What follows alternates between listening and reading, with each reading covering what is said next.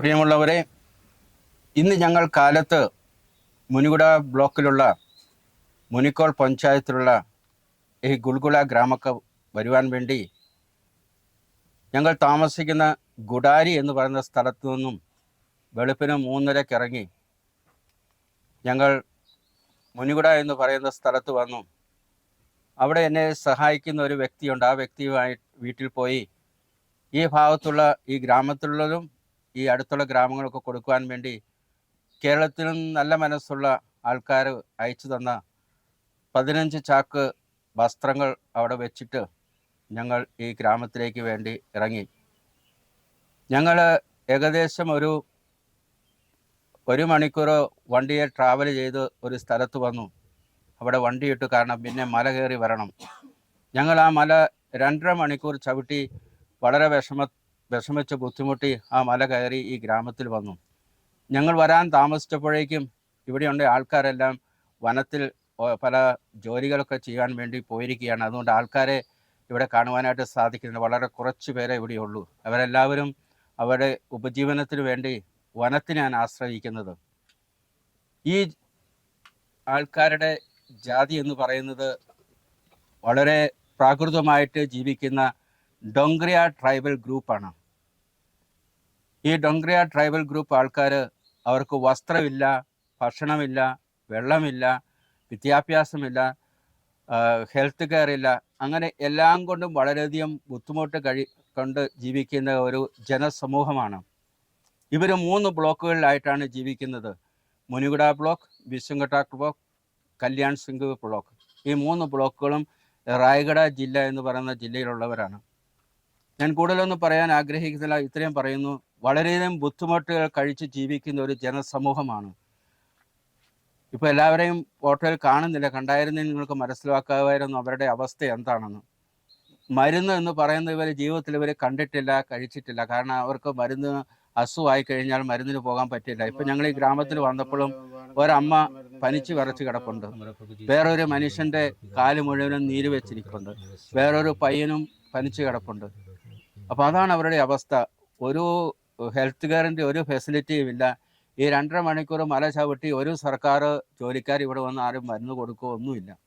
അതാണ് ഇവരെ പറ്റി പറയുവാനുള്ളത് ചെറുതായിട്ട്. പിന്നെ എന്നെ സഹായിക്കുന്ന ഒരു മനുഷ്യനുണ്ട്. അവൻ്റെ പേര് ട്രിലോചൻ ബാജി എന്നാണ്. ഇവരുടെയൊക്കെ ഭാഷ അറിയാവുന്ന ഒരു വ്യക്തിയാണ്. അപ്പം ഞാൻ അവനോട് ആവശ്യപ്പെടാം, അദ്ദേഹം നിങ്ങളോട് 2 വാക്ക് പറയും. नमस्कार। ये मेरा नाम त्रिलोचन माझी, मुनिगुड़ा ब्लॉक, मुनि कॉलेज जीपी। मैं यहाँ पर बहुत साल हो गया यहाँ पर मैं आ रहा हूँ। बहुत हम लोग को यहाँ पर आ रहा हूँ। यहाँ पर एक ही प्रॉब्लम है। यहाँ पर ये डोंगरी अधिकार के लेके जा रहा है। बहुत डिफिकल्ट में यहाँ पर रहता है इस गांव का आदमी। यहाँ पर जो डोंगरी आदमी रहता है, यहाँ पर खाने का भी यहाँ पर अच्छा नहीं मिलता है। यहाँ पर गवर्नमेंट चावल देता है, गवर्नमेंट को जो कि राशन चावल देता है, वो यहाँ ये गांव का जाके वो लेके आके यहाँ पर बहुत डिफिकल्ट में वो मैनेज कर रहे हैं। Thank you. इसलिए मैं धन्यवाद दे रहा हूँ। यहाँ पर हम लोग को बहुत धन्यवाद दे रहा हूँ। यहाँ पर कुछ करेंगे तो अच्छा रहेगा बोल के हम लोग को कर रहा हूँ। नमस्कार। ଏବେ ଏବେ ଜଳୁଛି କି? ଖାଲି ଜଳୁଥିଲା କି? ଜଳୁଥିଲା, ଜଳୁଛି। ଘର ଭିତରେ ଲାଇଟ୍ ଅଛି? ଆଚ୍ଛା। എല്ലാം ഒന്നും കത്തുന്നതല്ല, ചിലതൊക്കെ കത്തും, ചിലത് കത്തുകയല്ല. കാരണം പഴയതായി കഴിഞ്ഞാൽ ഇവർക്ക് മെയിൻ്റനൻസ് ചെയ്യാനൊന്നും പറ്റിയല്ല, ബാറ്ററി റീചാർജ് ചെയ്യാനൊന്നും പറ്റുന്നില്ല. അങ്ങനെ പലതും കൂടുതലും ഉപയോഗശൂന്യമാണ്. അതാണ് ഇവിടുത്തെ അവസ്ഥ. പിന്നെ ഗവൺമെൻറ് ഇവിടുത്തെ ആൾക്കാർക്ക് ഈ വീടുകളിന് മുകളിലുള്ള ടിന്നുകളൊക്കെ കൊടുത്തതാണ്. പക്ഷെ അതൊക്കെ വളരെയധികം സബ്സ്റ്റാൻഡേർഡ് ക്വാളിറ്റി ഇല്ലാത്ത ടിന്നുകളൊക്കെയാണ് കൊടുത്തിരിക്കുന്നത്.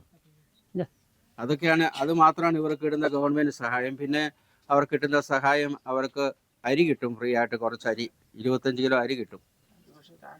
അത് മേടിക്കാനായിട്ട് അവർ പോകണം. 2.5 മണിക്കൂർ ഞങ്ങളിപ്പോൾ ചവിട്ടി വന്ന മല ഇറങ്ങി പോയിട്ട് പിന്നെ അവരുടെ പഞ്ചായത്തിൽ ചെല്ലണം. അത് പിന്നെ അവിടുന്ന് കൊണ്ട് അവർക്ക് ഒരു 1.5 മണിക്കൂർ 2 മണിക്കൂറോട് നടക്കണം.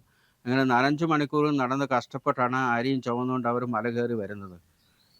ഇവിടെ ഈ അച്ഛനൊക്കെ വന്നത് എന്ത് ഉദ്ദേശത്തിലാണ് വന്നത്? ഞങ്ങൾ വന്നത് ഇപ്പോൾ ഇങ്ങനെ എല്ലാവരും റിജക്റ്റ് ആയിട്ട് ഒറ്റപ്പെട്ട് കിടക്കുന്ന ഒരു ജനസമൂഹമാണ് ഈ ഡോങ്ക്രിയ സമ്പ്രദായത്തിലുള്ള ജനങ്ങളെന്ന് കേട്ടപ്പം അവരെ ഒന്ന് കാണണമെന്ന് ആഗ്രഹിച്ചു വന്നു. ആദ്യം ഒരു വില്ലേജ് വന്നു.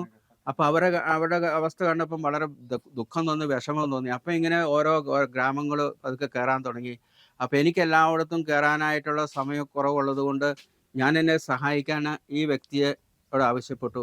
അവനാണ് ഇവരുടെ ഭാഷ അറിയാം, എനിക്ക് ഇവരുടെ ഭാഷ അറിഞ്ഞുകൂടാ. ഇവരുടെ ഡോങ്ക്രിയ ഭാഷ അറിയാവുന്നതുകൊണ്ട് അവൻ എന്നോട് കൂടെ വർക്ക് ചെയ്യാൻ ആഗ്രഹിച്ചു. അങ്ങനെയാണ് ഞങ്ങൾ ഈ ഗ്രാമങ്ങൾക്ക് എത്തിപ്പെടുന്നത്. ഇവിടെ വരുമാന മാർഗം എന്താ സാച്ച? ഇവരുടെ വരുമാന മാർഗം എന്ന് പറയുന്നത് ഇവർ വളരെ മിനിമം ആയിട്ട് ഇവർ കൃഷി ചെയ്യുന്നുള്ളൂ. അത് ഒന്നും കൃഷി പോലും പറയാൻ പറ്റില്ല. മലമ്പ്രദേശം കട്ട് ചെയ്ത് ഇച്ചിരി എന്തെങ്കിലുമൊക്കെ കൃഷി ചെയ്യുക. അവരുടെ വരുമാന മാർഗം എന്ന് പറയുന്നത് അവർ വനത്തിലെ ആശ്രയിക്കുന്നു. വനത്തിൽ നിന്നും വിറക് മുറിച്ച് ഇവർ ടൗണിൽ എത്തിക്കും. അപ്പോൾ അതിന് ഇച്ചിരി കാശ് കിട്ടും. അതാണ് അവരുടെ മെയിൻ വരുമാന മാർഗം. പിന്നെ ഇവർ വനത്തിൽ പോയിട്ട് കായ്കളും പഴങ്ങളും ഇലകളും ഒക്കെ പറിച്ച് അങ്ങനെ അവർ ജീവിച്ചു പോകുന്നു. ഇവർക്ക് ഫുഡ് സെക്യൂരിറ്റി എന്ന് പറയുന്ന ഒരു സാധനം ഇവർക്ക് സ്വപ്നമാണ്. അപ്പോൾ വളരെയധികം കഷ്ടപ്പെട്ടാണ് ഇവരുടെ ജീവിതം ഇവിടെ നയിക്കുന്നത്. പക്ഷേ മറ്റെല്ലാ ജനങ്ങളെക്കാളും കാണുമ്പോൾ ഏറ്റവും താഴ്ന്ന നിലയിൽ കഴിയുന്ന ഒരു ഗ്രൂപ്പാണ് ഈ ഡോങ്ക്രിയ ട്രൈബൽ ഗ്രൂപ്പ് എന്ന് പറയുന്നത്. ഇവരുടെ വിദ്യാഭ്യാസമൊക്കെ എങ്ങനെയാണ്? കാരണം ഇവിടെ സ്കൂളോ മറ്റു കാര്യങ്ങൾ, കാരണം ഇവിടെ എല്ലാം സ്കൂളുള്ള ദിവസം മൺഡേ ആണ്, പിള്ളേരെല്ലാം ഇവിടെ കാണുന്നു. അതിനെ പറ്റി വല്ല അച്ഛൻ അറിയാവോ? ഇവിടെ വിദ്യാഭ്യാസം എന്ന് പറയുന്നത് വട്ടപൂജ്യം. ഇവർ ആരും സ്കൂള് കണ്ടിട്ടില്ലാത്ത മനുഷ്യനാണ്. ഇവർക്ക് വിദ്യാഭ്യാസം വേണമെന്നുണ്ടെങ്കിൽ ഇവർ പോകണം ടൗണിലേക്ക്. അത് ടൗണിലേക്ക് പോകണമെങ്കിൽ ഇവിടുന്ന് 3-4 മണിക്കൂർ നടന്ന് പിന്നെ അവർ ബസ് എടുത്ത് മുനികുട എന്ന് പറഞ്ഞ സ്ഥലത്ത് ചെന്ന് കഴിഞ്ഞാൽ ഇവർക്ക് ചെറിയ രീതിയിൽ വിദ്യാഭ്യാസം കിട്ടും. പക്ഷേ ഇവർക്ക് വിദ്യാഭ്യാസം എന്താണെന്ന് അറിയാത്തത് കൊണ്ടും ഇവർ ഒരു കാരണവശാലും സ്വന്തം നിലയിൽ വിദ്യാഭ്യാസം എടുക്കാനായിട്ട് പോവുകയില്ല. ഇവർക്ക് വിദ്യാഭ്യാസം ഇല്ല. ഈ ഗ്രാമത്തിൽ അങ്ങനെയുള്ള ഗവൺമെൻറ് ഇതുവരെ സ്കൂളോ ഒന്നും തുടങ്ങിയിട്ടുമില്ല. അത് തുടങ്ങാനുള്ള ചാൻസും ഇല്ല. അപ്പോൾ ഒരു ഫിഷറി വൈദികൻ എന്ന നിലയിൽ അച്ഛൻ എന്താണ് ഇവിടെ എന്തെങ്കിലും മനസ്സിൽ തോന്നുന്നുണ്ടോ? അങ്ങനെ വല്ലതും രൂപതയുമായിട്ട് വല്ലതും ചർച്ച ചെയ്യാറുണ്ടോ? അങ്ങനെ വല്ലതും അറിയിക്കുകയോ ചെയ്യുമോ? ഞാൻ ഈ വിദ്യാഭ്യാസ ഇല്ലായ്മയെ പറ്റി പിതാവുമായിട്ടൊക്കെ സംസാരിച്ചിരുന്നു. പക്ഷേ പെട്ടെന്നൊന്നും നമുക്കൊന്നും ചെയ്യാനായിട്ട് സാധിക്കില്ല. കാരണം ഈ ഏരിയയിലൊന്നും നമുക്കൊരു സ്ഥലം വാങ്ങിക്കാനൊന്നും സാധിക്കുന്നില്ല. കാരണം ഇതെല്ലാം ആദിവാസി സ്ഥലങ്ങളായ കാരണം ആദിവാസികളുടെ പേരിലില്ലെങ്കിലും ഇത് മൊത്തം ആദിവാസികളുടെ സ്ഥലം എന്ന രീതിയിൽ ഗവൺമെൻറ് വെച്ചിരിക്കുന്നതാണ്. പിന്നെ മുനികുട എന്ന് പറഞ്ഞ് ആ ടൗൺ അടുത്ത് എവിടെയെങ്കിലും ഇച്ചിരി സ്ഥലം കിട്ടുകയാണെങ്കിൽ സ്ഥലം വാങ്ങിക്കണം. പക്ഷെ അതിനുള്ള പൈസ രൂപതയ്ക്ക് ഇപ്പം തരാനുള്ള സാധ്യതയില്ല. കാരണം രൂപതയിൽ ഇപ്പോൾ പൈസയൊന്നുമില്ല. എന്തെങ്കിലും എവിടെന്നെങ്കിലും ഇച്ചിരി പൈസ കിട്ടിക്കഴിഞ്ഞാൽ മുനികുട ഭാഗത്ത് ഒരു സ്ഥലം മേടിച്ച് ഒരു ഹോസ്റ്റൽ ബിൽഡിംഗ് ഉണ്ടാക്കി ഇവിടുന്ന് പിള്ളേരെ വന്ന് കൊണ്ടുപോയി അവിടെ നിർത്തി അവരെ ഒന്ന് പഠിപ്പിക്കണമെന്ന് വലിയൊരു ആഗ്രഹമുണ്ട്. അത് ഒരുപാട് സമയമെടുക്കും.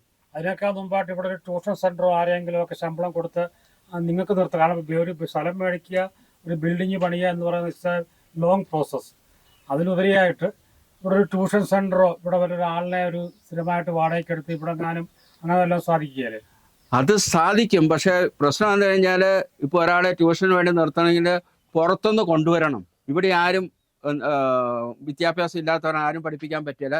പുറത്തുനിന്ന് ടൗൺ ഏരിയയിൽ നിന്ന് അവരെ നല്ല ശമ്പളം കൊടുത്ത് അറ്റ്ലീസ്റ്റ് ഒരു 5,000-6,000 രൂപ ശമ്പളം അല്ലെങ്കിൽ 10,000 രൂപ വരെ ശമ്പളം കൊടുത്ത് ഇവിടെ ഒരു വാടകയ്ക്ക് വീടുമൊക്കെ എടുത്ത് അല്ലെങ്കിൽ ഒരു ചെറിയ വീട് കൂടി ഉണ്ടാക്കി, ഇവിടെ നിന്ന് വാടകയ്ക്ക് വീട് കെട്ടുക ചെറിയ വീടൊക്കെ ഉണ്ടാക്കിച്ച് അവരെ ഇവിടെ നിർത്തിക്കഴിഞ്ഞാൽ നല്ല ശമ്പളം കൊടുത്തു കഴിഞ്ഞാൽ പുറത്തുനിന്ന് ആരെങ്കിലും കൊണ്ട് നിർത്തിക്കഴിഞ്ഞാൽ ഇവർക്ക് അറ്റ്ലീസ്റ്റ് ഇവരെ ചെറിയ രീതിയിലൊക്കെ പഠിപ്പിക്കാൻ പറ്റും. അതിന് അങ്ങനെ ശ്രമിക്കുകയാണെങ്കിൽ നല്ലതാണ്. ആഗ്രഹമുണ്ട്. പക്ഷേ ഇപ്പോഴത്തെ അവസ്ഥയിൽ എനിക്കൊന്നും ചെയ്യാൻ പറ്റുന്നില്ല. എവിടെ നിന്നെങ്കിലും ഒരു സാമ്പത്തിക സഹായം കിട്ടിക്കഴിഞ്ഞാൽ ഇങ്ങനെ ട്യൂഷൻ സെൻറ്റേഴ്സായിട്ട് പല ഗ്രാമങ്ങളും തുടങ്ങണമെന്ന് എനിക്കൊരു ആഗ്രഹമുണ്ട്. ഇന്ന് തന്നെ ഞാൻ എൻ്റെ ഈ സഹായിയോട് പറഞ്ഞു നമുക്ക് ഒരു ഗ്രാമത്തിലെങ്കിലും അങ്ങനെ ഒന്ന് നോക്കിയാൽ എന്താണെന്ന്. അപ്പോൾ അവൻ പറഞ്ഞു ഞാൻ പുറത്തുനിന്ന് ഒരാളെ കൊണ്ടുവരാം, അവനൊരു 7,000-8,000 രൂപ കൊടുത്തു കഴിഞ്ഞാൽ അവന് തക്കാലം നിന്നോളും, നമുക്കൊരു വീടും ഒക്കെ ചെറുതായിട്ട് തട്ടിമുട്ടി ഉണ്ടാക്കി വെക്കാമെന്നാണ് പറഞ്ഞിരിക്കുന്നത്. ഇവിടുത്തെ വിദ്യാഭ്യാസത്തിന് ആഗ്രഹമുണ്ടോ ഈ ജനതയ്ക്ക്? ആഗ്രഹം എന്ന് പറഞ്ഞാൽ അവർക്ക് വിദ്യാഭ്യാസം എന്താണെന്ന് അറിഞ്ഞുകൂടാ. ഇപ്പം ഈ മൊബൈലൊക്കെ വന്നതോടെ ഇവർ പാട്ട് കേൾക്കാൻ വേണ്ടി എവിടെ നിന്നൊക്കെ പഴയ മൊബൈലുകൾ വാങ്ങിക്കും. അതല്ലാതെ വിദ്യാഭ്യാസം എന്താണെന്നോ വിദ്യാഭ്യാസങ്ങൾ എന്ത് മെച്ചമാണെന്നോ ഒന്നും ഇവർക്ക് അറിഞ്ഞുകൂടാ. വളരെ വളരെ പാവപ്പെട്ട നിലയിൽ കഴിയുന്നവരായത് കാരണം അവരൊക്കെ അങ്ങനെ ഒരു ചിന്തയൊന്നുമില്ല. പക്ഷേ നമ്മൾ എന്തെങ്കിലുമൊക്കെ ശ്രമിച്ചു കഴിഞ്ഞാൽ ഇവരെ പഠിപ്പിച്ചെടുത്തു കഴിഞ്ഞാൽ നല്ലതാണ്. കാരണം ഇവിടെ വിദ്യാഭ്യാസം വന്നെങ്കിൽ മാത്രമേ ഈ ജനങ്ങൾ നല്ല രീതിയിലേക്ക് മുന്നോട്ട് പോകുന്നു. ആ, പറ ചിത്തോ.